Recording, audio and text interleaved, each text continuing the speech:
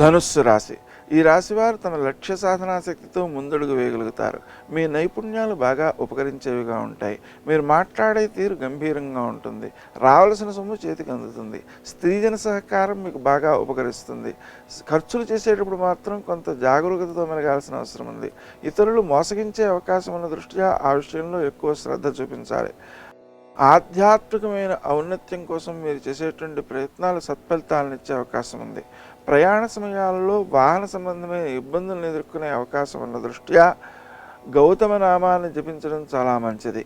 పుణ్యాన్ని పెంపొందించుకోవడం కోసం శ్రీరామ జయరామ జయ జయ రామరామ అనే మంత్రాన్ని కూడా రోజు 108 సార్లు జపిస్తూ ఉన్నట్లయితే మీ యొక్క లక్ష్యాలు త్వరితంగా నెరవేరే అవకాశం ఉంది.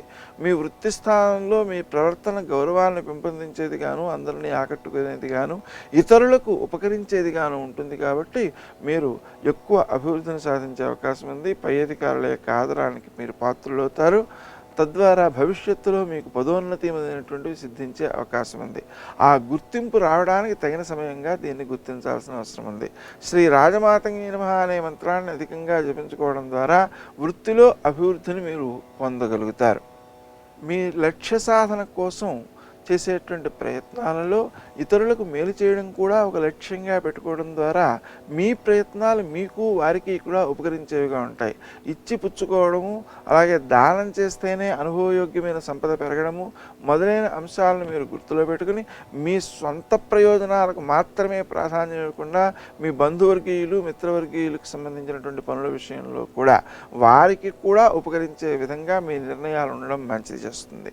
స్త్రీజన సహకారంతో మీరు చేసేటువంటి పనులు ఇతరులను ఆకట్టుకునేవిగా, అభివృద్ధినిచ్చేవిగా, ఎక్కువ మంది యొక్క సహకారాన్ని పెంపొందించేవిగా ఉంటాయి.